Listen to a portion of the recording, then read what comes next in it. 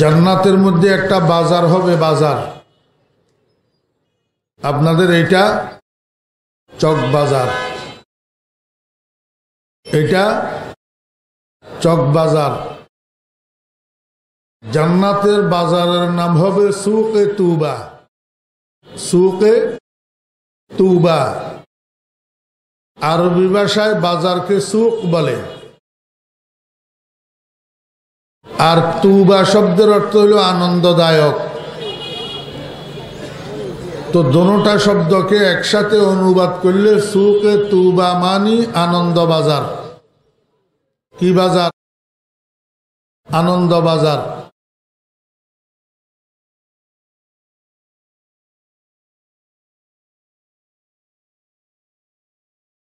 জান্নাতের বাজারটা শুক্রবার জুমার দিন বিকেল বেলায় মিলবে। শুক্রবার জুমার দিন বিকেল বেলায়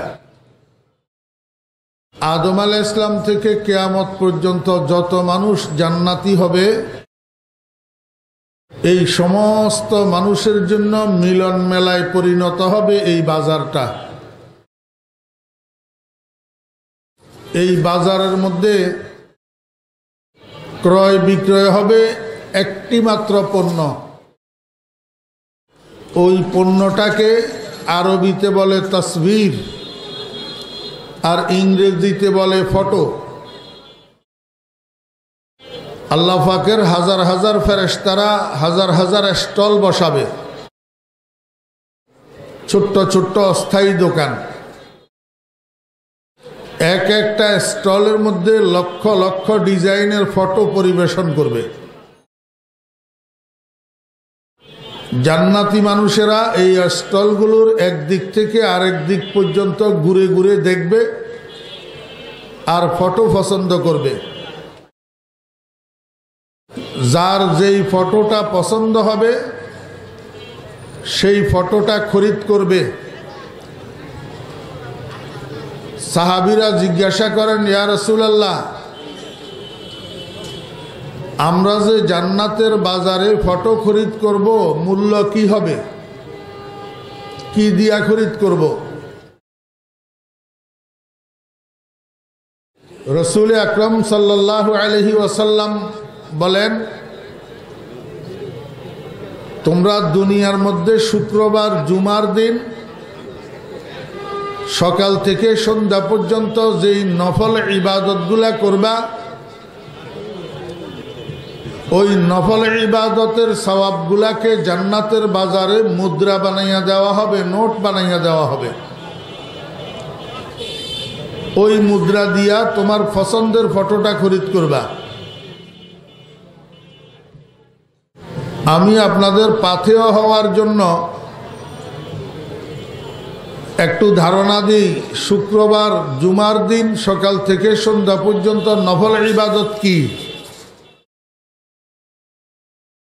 যারা নামাজ পড়েন তাদের জন্য, বেনামাজি নিয়ে কথা নেই।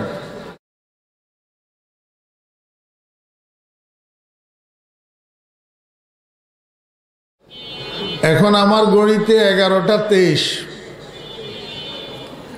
1 ঘন্টা যদি আলোচনা করা হয় 12:23, দোয়া সহ কমপক্ষে 12:30। এখান থেকে বাসায় যাইয়া শুইতে শুইতে 1টা। এরপরে ফজরের নামাজ আছে না নাই? গোড়ার ডিম। যারা মাহফিলের আয়োজক এদের মধ্যেও অনেকে ফজরের নামাজ পড়বে না।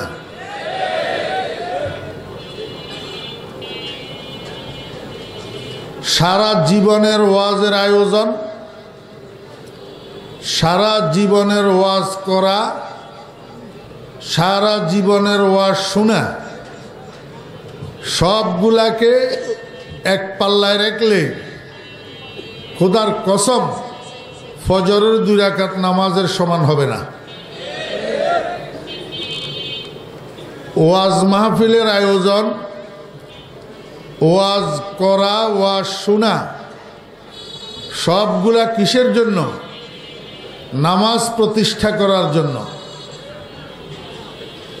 কিন্তু এখন তো আমরা গতানুগতিক হইয়া গেছি, আমরা চাউলের থেকে কুড়ার মূল্য বেশি দিই, আমাদের কাছে গির থেকে তেলের মূল্য বেশি। আপনারা তো শহরে থাকেন, আপনাদেরকে বোঝানো আমার জন্য একটু কঠিন। গ্রামে গ্রামে জেলে আছে না, জেলে, এই জেলেরা আগে চিংড়ি গুঁড়া মাছ বিক্রি করত বাগা বসাইয়া, এক বাগা 10 টাকা 20 টাকা করে। এক জেলে বাজারে আনছে চিংড়ি গুঁড়া মাছ, ভাগা বসাইছে ডালা একটার উপর, 1 বাগ 20 টাকা। এক কাস্টমার গেছে এই চিংড়ি গুঁড়া মাছ কেনার জন্য, যাইয়া জেলেরে জিজ্ঞেস করো, জেলে ভাই তোমার মাছের ভাগ কত? কয় 20 টাকা। কয় আর 4টা তোলা দিবে না? তোলা, তোলা বুঝেন তো? এটারে কোনো কোনো ডিস্ট্রিক্টে তোলা বলে, কোনো কোনো ডিস্ট্রিক্টে ফাউ বলে, কোনো কোনো ডিস্ট্রিক্টে লাবানি বলে। আপনারা কোনটা বুঝেন?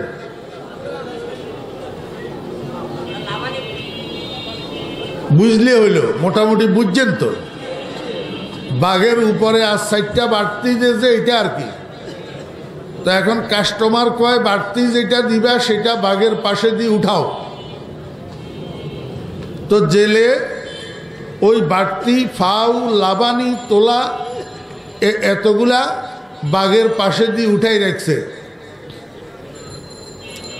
কাস্টমারের হাতের মধ্যে পলিথিন একটা ছিল, সে এই বাড়তি এগুলারে পলিথিনের মধ্যে লইয়া হাঁটা দিছে। জেলে কয় কিরে পয়সা? কয় আমি কি তোর বাঘ নিতেছি নি? বাঘ নিলে না পয়সা, এটা তো ফাউ। এবার জেলে বসার থেকে উঠি, কলার ধরি, দিছে ফিটের উপরে 2টা। বেটা এই বেয়াদবি শিখাইছে কে তোরে? লাবানির পয়সা নাই এটা ঠিক, কিন্তু লাবানি তুই কখন পাবি? যখন ভাগ কিনবি তখনই না। বাঘ না নিলে তোরে ফাউ লাবানি দিবে কে? ভাই ওয়াজ নসিহত এগুলা হইল লাবানি, আর নামাজ হইল ভাগ। এইগুলার উপকারিতা, এগুলার সওয়াব ওই বাঘ কিনার উপরে নির্ভর করে যার কাছে নামাজ আছে তার জন্য।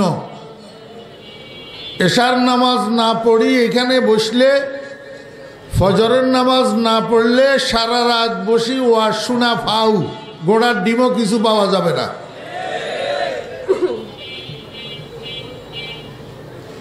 আমাদের দায়িত্ব হইল বুঝানোর। আমরা বুঝাই দিতেছি, মানা না মানা আপনাদের বিষয়। যত রাত হোক, আজানের সাথে সাথে উঠি ফজরের নামাজ পড়তে হবে। রাজি আছেন তো ইনশাআল্লাহ? হাত উঠান। ফজরের নামাজ পড়বেন ইনশাআল্লাহ? হাত নামান। বুলু ভাই উঠাই নাই, উনি পড়বে না। সত্য কথা যেটা। হ্যাঁ, সমান তো, বয়স বেশি বেশ কম না, একটু বেশি হইতে পারে। 64। আমার 71 সাল। 5 বছর বেশ কম। মনোযোগ আছে? শুক্রবার জুমার দিনের ফজর থেকে মাগরিব পর্যন্ত নফল ইবাদত কি? যারা নামাজ পড়েন, ফজরের নামাজের পরে শুক্রবার দিন সূরা ইয়াসিনটা তেলাওয়াত করবেন। 1 নম্বর নফল ইবাদত। 2 নম্বর, সূর্য উঠার সাথে সাথে 4 রাকাত নামাজ পড়বেন। এটাকে সলাতুল ইশরাক বলা হয়, ইশরাকের নামাজ। দিনের 10টার সময় আর 4 রাকাত নামাজ পড়বেন, এটার নাম সালাতুদ দুহা, চাশতের নামাজ। শুক্রবার জুমার দিন যদি কোরআন তেলাওয়াত জানেন, একটু সময় কইরা সূরা কাহাফটা তেলাওয়াত করে নেবেন। জুমার দিন সূরা কাহাফ তেলাওয়াত করা সুন্নত। শুক্রবার জুমার দিন সাধ্যমতো যদি আব্বা আম্মা মারা যাইয়া থাকে, আব্বা আম্মার কবর জিয়ারত করার চেষ্টা করবেন। জুমার দিন আব্বা আম্মার কবর জিয়ারত করা সুন্নত। যেই সন্তান জুমার দিন আব্বা আম্মার কবর জিয়ারত করে, আল্লাহ পাকের ডায়েরির মধ্যে ওই সন্তানের নাম নেক সন্তান হিসাবে লিপিবদ্ধ করা হয়। শাহী ডায়েরির মধ্যে একবার যদি কারো নামের সাথে সৎ লেগে যায়, ওই মানুষটা আর জাহান্নামে যাবে না। শুক্রবার জুমার দিন আসর থেকে মাগরিব পর্যন্ত সময়ের মধ্যে একটা লুপ্ত মুহূর্ত থাকে, যেই মুহূর্তে দুনিয়ার কোনো মানুষ আল্লাহর কাছে যা চায় আল্লাহ তাই দান করে। এই জন্য যদি পারেন, অবসর থাকেন, জুমার দিন আসর থেকে মাগরিব পর্যন্ত মসজিদ থেকে বাইর হবেন না, মসজিদের কোনায় মুনাজাত ধরে বসে থাকবেন। দুনিয়া আখিরাতের সমস্ত হাজত আল্লাহ পাকের কাছে পেশ করবেন, আল্লাহ পাক আপনার হাজত পুরা করে দিবেন। খালি মানুষের দুয়ারে দুয়ারে ঘুরেন, মানুষ মানুষকে কিছু করতে পারে না, মানুষ মানুষকে কিছু করতে পারে না, মানুষ মানুষকে কিছু দিতে পারে না। মানুষ মানুষকে দিতে পারে, আজকে ফুলের মালা, কালকে জুতার মালা। মানুষ মানুষের গায়ে ছিটাইতে পারে, আজকে ফুল, আগামীকাল ফসা ডিম। দেনেওয়ালা একমাত্র আল্লাহ। আল্লাহর কাছে কখন কিভাবে চাইলে পাওয়া যায় সেভাবে চান। मांगना है मांग लो औलाद तुम अल्लाह से, छोड़कर उसको ना मांगो साहिबे दरबार से। শুক্রবার জুমার দিন সকাল থেকে সন্ধ্যা পর্যন্ত কমপক্ষে 500 বার দরুদ শরীফ পড়বেন। কয়বার? 500 বার। মনোযোগ আসেনি? 10 বছর 20 বছর আগের তুলনায় এখন মাহফিল বেশি না কম? এই মাহফিলগুলা এক একটা হসপিটাল। এখানে আমরা যারা শ্রোতা হইয়া উপস্থিত হই, আমরা এক একজন আত্মার রোগের রোগী, কলবের রোগের রোগী। এখানে যারা বয়ান করেন উনারা এক একজন FCPS FRCS ডাক্তার। বয়ানগুলা প্রেসক্রিপশন। বয়ানের মধ্যে যে আমলের কথা বলা হয়, একটু আগে যে আমি বললাম, এগুলা হলো মেডিসিন। আপনারা আমাকে বলেন, আগের তুলনায় মাহফিলের সংখ্যা বাড়তেছে, কিন্তু রোগী বাড়তেছে না কমতেছে? রোগী দিন দিন রোগীও বাড়তেছে। ব্যাপারটা কি? মাহফিল যত বাড়ে রোগীও বাড়ে। মাহফিল যত বাড়তেছে, রোগী তো কমার দরকার ছিল, কিন্তু রোগী কমে না কেন? রোগের চিকিৎসা হয় না কেন? ওই যে ডাক্তারের কাছে গেছে, 1000 টাকা ফিস দিয়া বড় ডাক্তার থেকে প্রেসক্রিপশন করাইছে, কিন্তু প্রেসক্রিপশনটা পকেটে লইয়া টো করে, ফার্মেসিতে যায় না, ঔষধ খরিদ করে না, রোগের চিকিৎসা হবে? আচ্ছা, ঔষধ খরিদ করলো, ঔষধ সেবন করলো না, বালিশের নিচে রাখি দিল, রোগের চিকিৎসা হবে? আচ্ছা, ঔষধ সেবন করলো, কিন্তু ডাক্তারের দেওয়া ডোজ মেনটেন করা হলো না। ডাক্তার বলছে সকাল দুপুর বিকাল 3 বেলা খাওয়ার পরে 3টা খাওয়ার জন্য। সে সারাদিন ঔষধ খাইল না, রাত্রে শোয়ার সময় একসাথে 3টা মারি দিল। রোগের চিকিৎসা হবে না, রোগ বাড়বে। ঠিক তদ্রূপ আজকে আমাদের দেশে ওয়াজ মাহফিলগুলা গতানুগতিক হয়ে গেছে। আমাদের দেশে ওয়াজ মাহফিলগুলা ফ্যাশনে পরিণত হয়েছে। আমাদের দেশের ওয়াজ মাহফিলগুলা মেলায় পরিণত হয়েছে। আমি আত্মসমালোচনাও করব। আমার মতো কিছু বক্তা আছে 50-60,000 70,000 টাকা কন্ট্রাক্ট করে মাহফিলে যাই, আর ওয়াজ মাহফিলের মধ্যে বসি বসি বাংলা হিন্দি ছায়া ছবির গান গাই। নিজেরাও নামাজ পড়ি না, শ্রোতারাও নামাজ পড়ে না। এই কারণে মাহফিল বাড়তেছে কিন্তু রুগী কমতেছে না, রুগীও বাড়তেছে।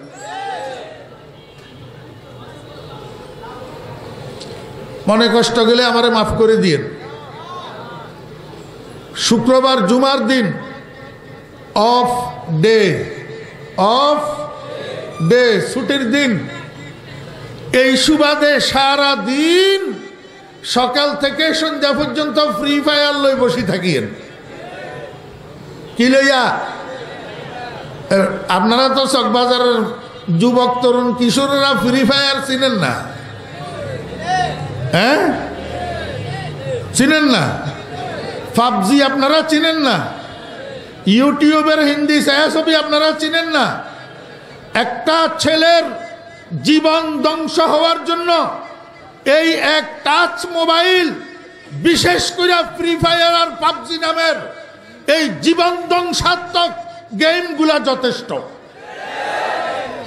এই নেশায় যারে পাইছে, সে যদি ছাত্র হয় তার লেখাপড়া ধ্বংস, সে যদি কর্মজীবী হয় তার কর্ম ধ্বংস, তার জীবনের উন্নয়ন ধ্বংস।